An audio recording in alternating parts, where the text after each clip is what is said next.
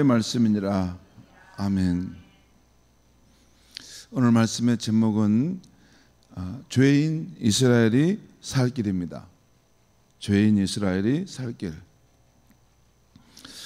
오늘 아모스 5장에서 아모스 선지자는 악을 행하고 살면서도 회개하지 않는 북이스라엘에 대해서 하나님의 심판을 선언하면서 동시에 죄인 이스라엘이 살 길이 있다는 것을 전하고 있습니다.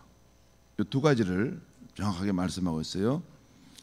회개하지 않는 이스라엘에 대해 하나님의 심판이 지금 준비되고 곧 임할 것이다 라는 말씀과, 그러면서도 죄인 이스라엘이 살 길이 있다는 것이에요. 이 칠흑 같은 어두운 밤이지만 한 줄기 희망의 빛이 아직은 남아있다는 것을 말씀하고 있어요. 그 살 길이 어디에 있는가 하는 것을 오늘 말씀을 통해서 찾아보면 좋겠습니다. 먼저 아모스는 하나님의 심판으로 초래하게 될 이스라엘에 대해서 애가 슬픈 노래를 부릅니다. 이것이 앞부분에서 나오는데요, 그 다음의 내용은 선지자가 이 심판받을 상황에서도 이스라엘 족속이 살 길이 있다는 것을 알려줍니다. 이것이 4절에서 6절에 나오는데 한번 보겠습니다. 4절에서 6절 말씀 제가 읽으면서 잠깐 설명드리겠습니다. 4절입니다. 여호와께서 이스라엘 족속에게 이와 같이 말씀하시기를, 선지자가 여호와께 들은 말씀을 지금 전하는 것이죠. 너희는 나를 찾으라, 그리하면 살리라. 너희는 죄인 이스라엘을 말하죠. 나를, 하나님을 찾으라, 그리하면 살 것이다. 또 5절도 우리가 주목해 볼 필요 있어요. 베델을 찾지 말며 길갈로 들어가지 말며 브엘세바로 또 나아가지 말라. 이것은 그러니까 두 길이 있다는 거예요. 하나님을 찾아서 살 길이 있고, 그 길 말고 인간적인 방편으로 베델로 가고 길갈로 가고 브엘세바로 나아가는 길이 있다는 거예요. 되게 거기 가면 이제 거기서 제단이 있고 하나님께 예배하는 그런 것이 있습니다. 그러니까 그 형식적인 그런 어떤 예배나 그런 방법을 통해서 다시 이 상황을 면하려고 하지 말라는 것입니다. 5절 중반절 이후입니다. 길갈은 반드시 사로잡히겠고 베델은 비참하게 될 것임이라 하셨나니. 지금 진실로 하나님을 찾아야 될 때인데 하나님을 찾지 않고 다른 형식적인 면피형으로 어떤 길을 갈 때, 인간적인 계략을 생각하고 그걸 피해가려고 하면 그 길은 절대 살 길이 되지 못할 것이다. 그 길갈로 가는 길은 반드시 이 포로로 사로잡히게 될 것이고, 또 베들로 가는 길은 비참한 그런 길이 될 것이다. 지금 하나님께 나아가는 길과 사람의 그런 방편을 찾는 길을 지금 두 가지를 말씀하고 있는 거예요. 이 상황에서요. 다시 6절 말씀 보겠습니다.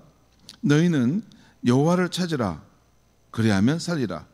그렇지 않으면 그가 여호와께서 불같이 요셉의 집에 임하여 멸하시리니 베델에서 그 불들을 끌 자가 없으리라. 그 심판의 불이 임할 때 그걸 끌 자가 없다는 것입니다. 여기 보면 여호와께서 불같이 요셉의 집에 임하여 멸하시리니, 우리 성도님들이 읽을 때 갑자기 왜 요셉의 집이 나온가?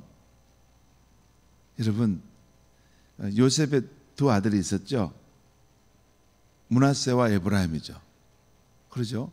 그중에 이 에브라임이 후손들이 강성한 그런 후손을 이룹니다. 그러면서 북이스라엘이 창건될 때 북이스라엘의 가장 중요한 지파가 에브라임 지파였어요. 그러니까 지금 요셉의 집에 임하여 멸하시리라라는 말은 그 북이스라엘 그 지파가 있는, 에브라임 지파가 있는 그 북이스라엘이 심판을 받을 것이다라는 것입니다. 자, 그러면서 아모스는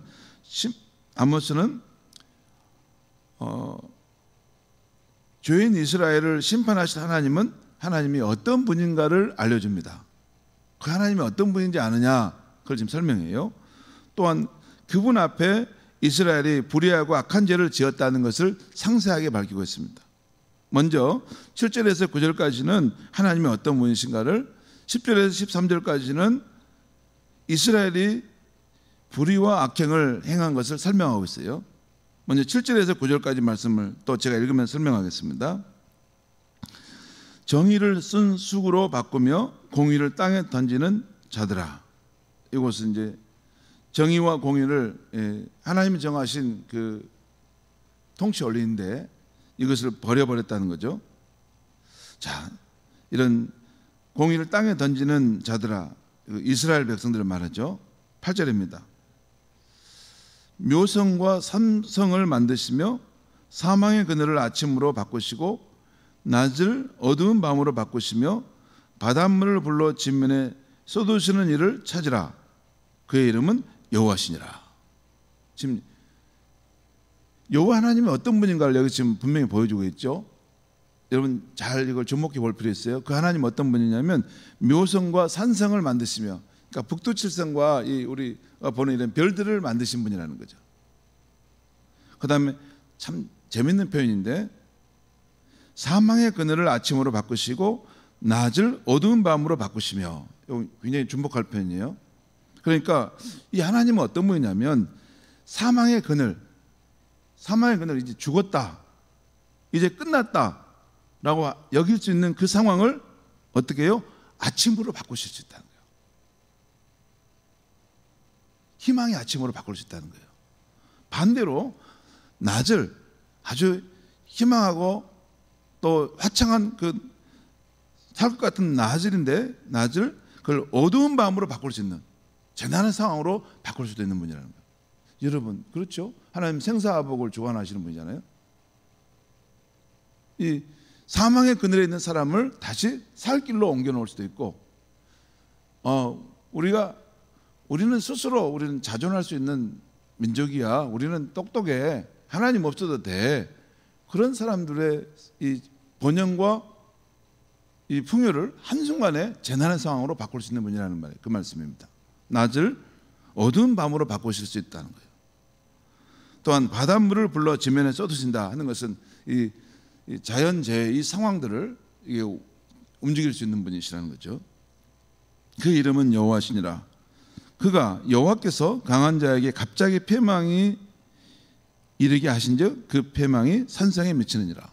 그러니까 하나님께서 아무리 강한 자, 아무리 강한 군대, 아무리 뛰어난 민족이라 하더라도 패망에 이르게 하시면 한순간에 그 나라가 무너진다는 거예요. 그건 역사가 말해주는 것입니다. 역사 속에 보면 저 나라가 망할까, 저 나라가 언제 해가 질 수 있을까 하는 나라들이 역사의 뒤안길에 사라져가는 것은 우리는 늘 봅니다. 10절 말씀 보겠습니다. 이제 10절 이하의 내용은 이스라엘이 행한 불의와 악행에 대한 설명이 나오는데 10절 말씀 보겠습니다. 무리가 성문에서 책망하는 자를 미워하며 정직히 말하는 자를 싫어하는 데다. 이 말씀은 또 좀 설명이 안 되면 어렵습니다. 여러분 잠깐 저를 보시죠. 구약의 이스라엘 백성의 관습 가운데 백성들 사이에 그 주민들 사이에 이런 송사가 있을 때, 이렇게 무슨 이해관계의 다툼이 있을 때 그것을 해결하는 자리가 어디냐면 성문 앞입니다. 성 앞에서. 그러니까 지금같이 우리같이 무슨 이게 법원이 있고 이런 게 없었기 때문에 그 당시는 이렇게 무슨 마을 주민의 어떤 서로 송사가 있고 무슨 다툼이 벌어지면 모든 마을 주민들이 왕래하고 있는 그 성문 앞에서 그 판단하는 지도자가 이것을 누가 옳다 그러다 이걸 판단하는 거. 그래서 공적으로 이 효력을 발휘하게 하는 것이었습니다. 그 말은 그래서 지금 여기 보면 무리가 성문에서 책망하는 자를 미워하며 정직히 말하는 자를 싫어하는 데다. 이 말은 지금 성문 재판이 이루어지고 있는 이 성문에서 뭐냐면 이것은 틀립니다라고 말하는 그런 사람을 싫어하고, 또 이게 맞습니다 정직히 말하는 사람을 싫어한다는 거예요. 왜? 지금 이 아모스 선지자가 활동하는 이 북이스라엘은 이 정의와 공법이 무너져 내렸어요. 그러니까 바른 말을 하는 사람, 이게 정직하게 말하는 사람을 오히려 싫어하고 외면한다는 것입니다. 그 다음에 12, 13절 말씀 보겠습니다. 12, 13절. 너희의 허물이 많고 죄악이 무거움을 내가 아노라. 너희는 의인을 학대하며 뇌물을 받고 성문에서 가난한 자를 억울하게 하는 자로다. 그러므로 13절. 이런 때에 지혜자가 잠잠하느니 이는 악한 때임이니라.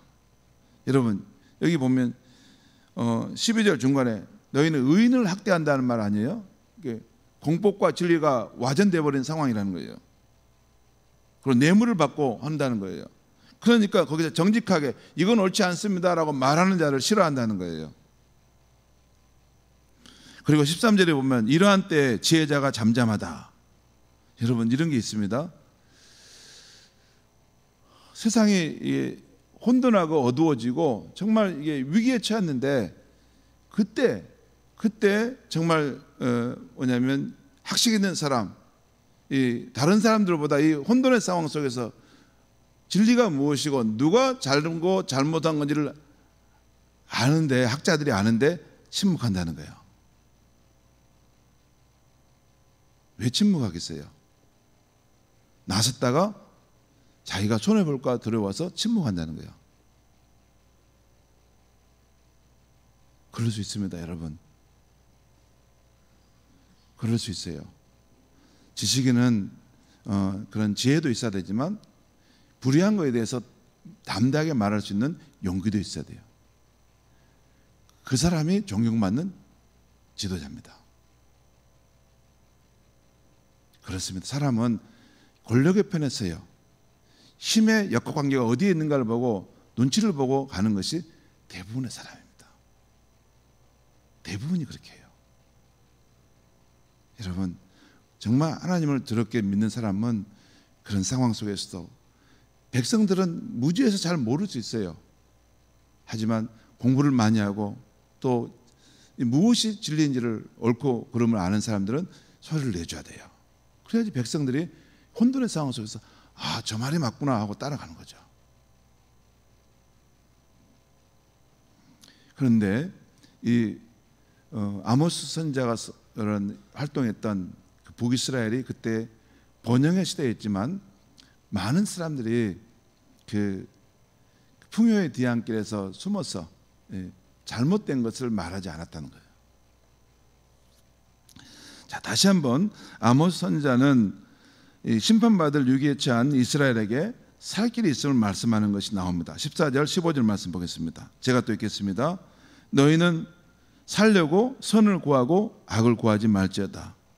만군의 하나님 여호와께서 너희의 말과 같이 너희와 함께 하시더라. 그러니까 너희가 살기 위해서 선을 구하고 악을 구하지 않는다면 하나님 여호와께서 너희와 함께 하신다는 거예요. 너희들이 원하는 것처럼 함께 해 주신다는 거예요.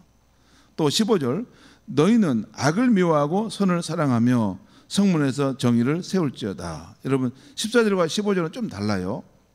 14절은 너희가 살려면 선을 구하고 악을 구하지 말라라고 했는데 15절에는 반대로 바꿨어요. 너희가 살려면 악을 미워해야 된다. 먼저 악을 미워하고 선을 행해야 된다. 지금 너희 가운데 악행이 있는 것을 끊어내야 된다는 걸 말하는 거죠. 그러면 성문에서 정의를 세울지어다. 그냥 회개만 하면 안 되고 잘못한 것을 바르게 세워놔야 한다는 것이에요. 그럴 때 만군의 하나님 여호와께서 혹시 요셉의 남은 자를 불쌍히 여기시리라. 북이스라엘을 불쌍히 여기시리라. 혹시라는 말이 무슨 말입니까? 이미 심판이 지금 이제 임하게 될 상황이 되어버렸어요. 이 시간만 조금만 지나면 이제 심판이 되고 이스라엘 백성들을 멸망하게 되는 거예요. 이미 그 길을 지금 가고 있는 거예요. 그런데 혹시라도 마지막이라도 아직 남아있는 이 상황에서 조금만 우리가 회개하고 돌아온다면 혹시 하나님께서 그 뜻을 돌이키실까 하노라, 그 말입니다. 여기까지가 오늘 아침 말씀을 보면 되겠습니다. 성도 여러분, 인간이 불의를 행하고 죄를 지으면 궁극적으로 누구에게 책임을 지는 것일까요? 또 누가 심판하는 것일까요? 또 누가 그 죄를 사면해 주는 것일까요? 여러분, 누가 해줍니까? 법원에서 판사입니까? 대법원에서 그 판사가 해줍니까? 인간이 불의를 행하고 죄를 지으면 궁극적으로 누구에게 책임을 지냐면 대심판자 되시는 하나님께 책임을 지는 것입니다. 그 하나님이 심판하시고 그 하나님께서 또한 은혜 가운데 누구의 죄를 사면해 줄 수도 있는 것입니다. 그렇다면 인간이 불의를 행하고 죄를 지었을 때 살 길은 어디에 있을까요? 자, 불의를 행하고 죄를 지었는데 살 길은 어디에 있습니까? 자, 여기서 다행히도 아직 최후의 심판 날이 오지 않았고 조금이라도 시간이 남아있다면 어떻게 해야 할까요? 오늘 본문에서 심판받을 이스라엘이 살 길을 말하는 상황과 똑같은 그런 상황, 이 상황이에요. 바로 이 상황인데 이때 살 길은 어디에 있죠? 곧 내려질 하나님의 공의의 심판을 두려워하면서 회개하는 마음으로 자신의 죄와 불의를 고백하고 아직 심판이 임하지 않았으니 잘못된 것을 바로 잡아놔야 된다는 거예요. 아직 심판은 그래도 임하지는 않았으니까 잘못했던 것을 바로 잡아놔야 된다는 거예요. 오늘 말씀에 나온 곧 심판받을 이스라엘이 살 길은 지금 탄핵 위기에 처한 우리 대통령이 살 길이기도 하는 것입니다. 우리 대통령께서 정치인들과 함께 국가 조찬 기도회에 참여한 것을 알고 있습니다. 윤 대통령에게 하나님을 경외하는 마음이 조금이라도 있다면 지금은 다른 길을 찾아서는 안 됩니다. 인간적인 살 길을 구하기 위해서 베델로, 길갈로 가서는 안 됩니다. 자신이 지금은 자신의 잘못과 불의를 인정하고 겸손히 하나님을 찾을 때라고 봅니다. 아직 심판이 임하지는 않았으니 하나님을 간절히 찾고 자신의 불의로 인해서 국민들이 겪었을 좌절과 상처에 대해서 또 역사 앞에 진정으로 사죄해야 하는 것입니다. 근본에 여러분, 윤 대통령이 뭘 잘못했는지 아십니까? 뭘 잘못했을까요? 두 가지 가장 큰 잘못이, 그것이 불법인데 자신의 권력이 국민으로부터 위임받은 것임을 잊은 것입니다. 제왕적 왕으로서 자기 마음대로 하라고 주어진 권리가 아니에요. 국민이 위임해 준 권력을 가지고 있는 것도 대통령이에요. 그것이 우리 헌법의 사항이에요. 국민의 위임해 준 것이. 국민으로부터 마지막 견제를 받아야 되는 거예요. 또한 두 번째는 헌법과 법률에 정해진 방법에 따라 행해야 하는 것인데 그것을 위반하고 불의를 행한 것입니다. 국민으로부터 위임받은 이런 권력이라는 것, 헌법과 법률은 함께 우리가 이걸 약속하고 정한 것이에요. 국민의 대표기관이 그것을 서로 국민의 뜻을 받들어서 그걸 세우는 것입니다. 그런데 그것을 자기 힘으로 그것을 위반하고 행한 것입니다. 그게 불법인 것입니다. 아무쪼록 우리 대통령에게 하나님께서 자신의 실상을 깨닫게 해주시고 회개하는 마음을 주시기를 바랍니다. 지금 어려운 것이 그거예요. 대통령께서 이 상황에 대해서 객관적으로 이 상황을 이렇게 보지 못한다는 것이죠. 이번에 그 국방부 장관이 검찰에 의해서 소환받고 이렇게 그런 것들을 말을 하게 됐는데 그 나오는 이야기를 보면서 느낀 것은 이분이 민주주의 사회에서 그 위임받은 권력을 위임받은 대통령으로서의 모습이 아니라 이탈해서 제왕적 그런 대통령의 그런 권위를 가지고 살고 있구나 하는 것을 느낄 수 있었어요.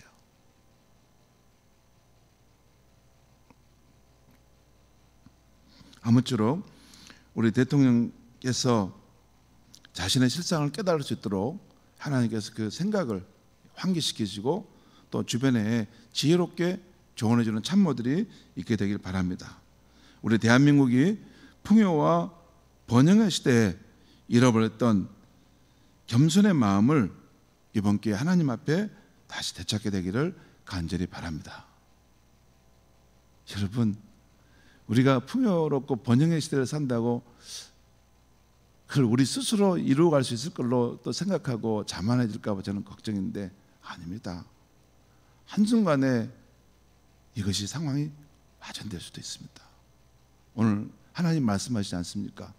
나는 밝은 대낮을 어두운 밤길로도 만들 수 있는 분이시다. 하나님 앞에 우리가 겸손한 자세로 돌아가서 하나님을 경외하는 그 삶을 살아야 되는데 한국교회라도 크리스찬이라도 그렇게 해야 될 줄 믿습니다. 기도하겠습니다. 하나님 아버지,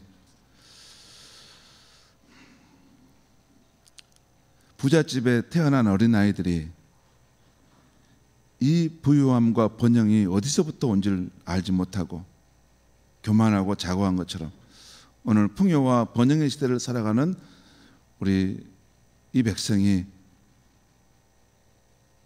지금 우리가 누리는 이 축복이 어디서부터 온 것인지를 알지 못하고 혹시 자고해지고 또 교만해질까 두렵습니다.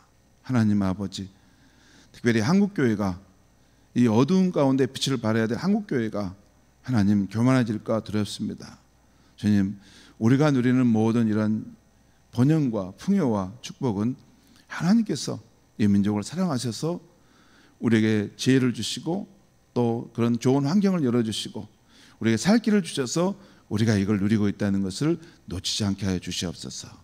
이런 일들을 겪으면서 주님, 우리가 자고했던 마음을 다시 청산하고 낮아진 마음, 겸손한 마음으로 하나님 앞에 돌아갈 수 있게 하여 주시옵소서.